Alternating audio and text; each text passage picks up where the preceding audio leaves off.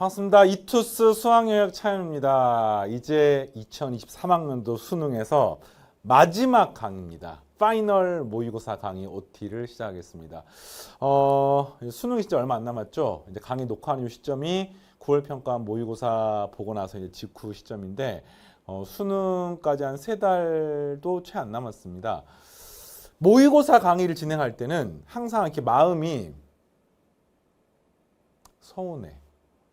근데 뿌듯해. 여러분도 비슷할 겁니다. 정말 1년 동안 쉼없이 달려왔던 것에 마침표를 찍는 과정이고 이게 수능 당일날 이제 최종적으로 점수화돼서 여러분의 인생을 결정할 수 있는 그런 중요한 분기점에 지금 놓여 있잖아요. 모의고사 강의 진행할 때는 선생님 강의 같은 경우에는 이제 여러분 강의의 마지막 강의고 그 다음에 가장 많은 시간과 노력을 들여서 모의고사 형태를 만들어서 우리가 같이 만나는 그런 강좌입니다. OT 강의이기 때문에 간단하게 요 모의고사 강의를 어떻게 활용할 것인지 이야기를 하고요. 그다음에 본 내용들, 실제로 모의고사를 어떻게 훈련하고 모의고사 운영 이론이라는 게 있거든요. 이런 것들은 어떻게 할 것인지에 대한 것은 1강부터 이야기를 하겠습니다. 자, 그러면 간단하게 이야기를 해볼게요. 우선은 요 모의고사가 작년에 제일 많이 들었던 이야기가 선을 넘지 않는 수능과 가장 유사한, 이게 여러분 이제 1년 선배들이 쌤 모의고사를 풀어보면서 했던 이야기고요. 이게 이제 입소문이 나서 그런지 어쩐지 모르겠는데 실제로 모의고사 강의가 이제 개설되고 모의고사가 출간이 됐는데 거의 한 2주 만에 다 완판돼서 마지막 10월 달, 11월 달은요. 모의고사 강의를 판매를 못했습니다. 모의고사가 재고가 없어가지고 그래서 어떻게 했냐면 연구실에 모의고사의 이 봉투 작업이 안 된 낱개의 여분의 모의고사가 있었거든요. 이걸 갖다가 이제 학생들한테 몇십 명한테 이렇게 무료 나눠줬습니다. 시험지만. 그렇게 해서 이제 강의 진행을 했거든요. 올해 같은 경우는 작년에 비해서 충분하게 더 많이 제작을 할 건데 그럼에도 불구하고 또 어떻게 될지 모르기 때문에 모의고사 강의 또 모의고사 여러분 빠르게 구해서 활용했으면 좋겠고요. 총 선택 과목 포함해서 3회로 구성되어 있습니다. 그래서 선택 과목 어느 걸 진행하든지 간에 수능하고 똑같은 세트야. 수원, 수투 포함해서 22문제가 있고 선택 과목이 3과목이 다 이렇게 하나의 패킹이 돼서 수능하고 똑같은 구조로 똑같은 형태로 구성이 돼 있고 난이도도 이제 이런 거지 뭐 너무 어려운 모의고사, 너무 쉬운 모의고사 이런 식으로 이제 이야기를 하는데 사실 수능이 난이도가 이렇게 뭐 매번 똑같지가 않잖아요. 그 대신 수능에서 중요한 논리들이 있습니다. 출제 원리가 수능에서는 명확해요. 그리고 연산이 지엽적이거나 너무 과하게 복잡하지 않습니다.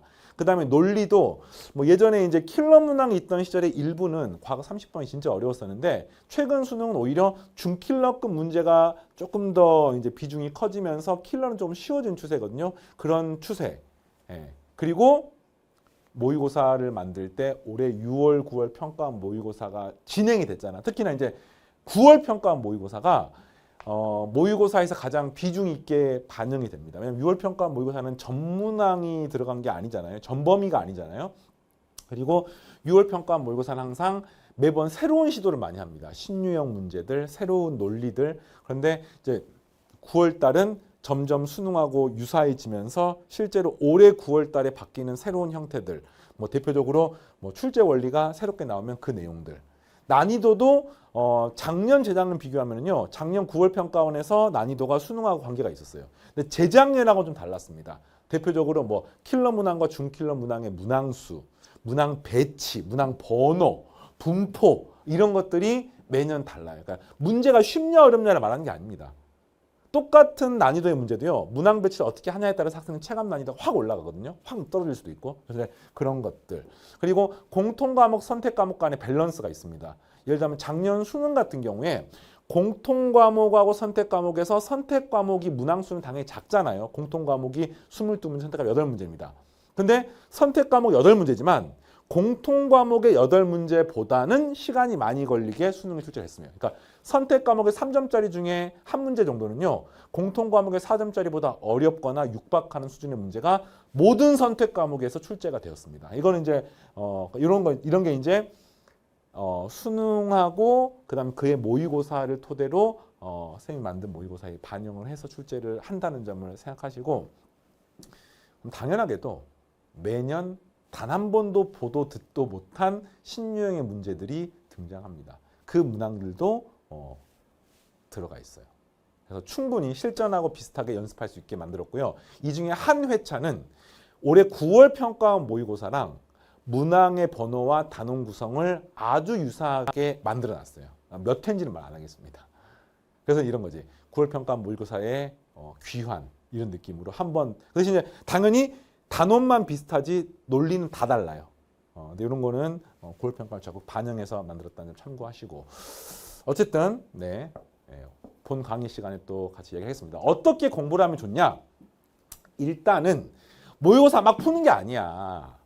모의고사를 풀기 전에 필요한 운영 이론이라는 게 있습니다. 선생님 강의에 담겨 있어요. 운영 이론은 뭐 하는 거냐면은 모의고사를 볼 때 이런 마음가짐으로 시간 배분은 이렇게 하고 어려운 문제가 나왔을 때는 이렇게 처리하고 그 다음에 문제의 난이도가 쉬웠을 땐 이렇게 하고 어려웠을 땐 이렇게 하고 이런 식으로 또 내가 취약한 과목과 나의 등급에 따라서 최고 난도 문제를 풀 수 있는 포텐셜인 학생들은 뭐 이런 번호로 풀고 내가 목표가 2등급, 3등급인 학생들은 이렇게 풀고 이래서 이제 그런 거에 따라서 실제로 모의고사를 1번부터 30번까지를 어떻게 풀어나가는지가 다르거든요.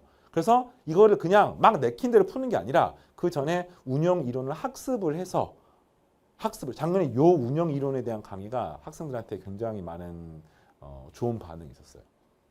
자기는 이런 게 이런지를 몰랐대. 모의고사를 이렇게 푸는지를 몰랐대. 그런데 상위권들은 다 알고 있습니다. 그래서 이 운영 이론에 관한 이야기를 먼저 공부를 하고 우리가 한 시간 정도 공부를 하는 겁니다.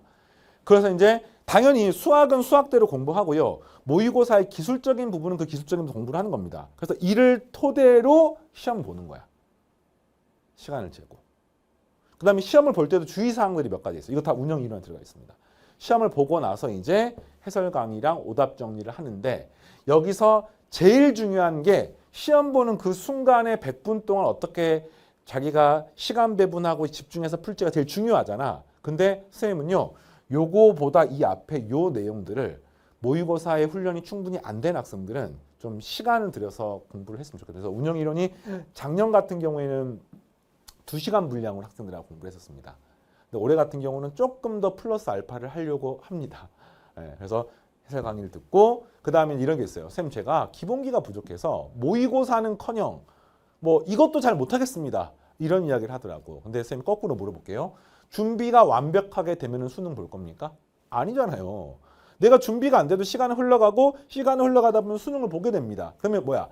현재 나의 상태에서 쥐어짜서 점수를 만들어야 되는 거야. 내가 수학 실력이 60점밖에 안 돼. 그러면 수능에서 그 60점을 쥐어짜가지고 60점에 육박하거나 조금 더 높은 점수가 나오게 만들어야 되는 게 이 모의고사 강의의 목적인 겁니다. 이해되겠어요? 근데 대부분은 내 수학 실력은 80점인데 시험 보면은 이런 거에 대한 부족함 때문에 점수가 6점이 나오는 거야. 쉽게 말하면 시험을 망치는 거죠. 근데 그렇게 안 되려면 차가운 사항들이 있어요. 본 강의에서 이야기를 하겠습니다. 알겠습니다. 그래서 준비가 되든 안 되든 모의고사는 필수입니다.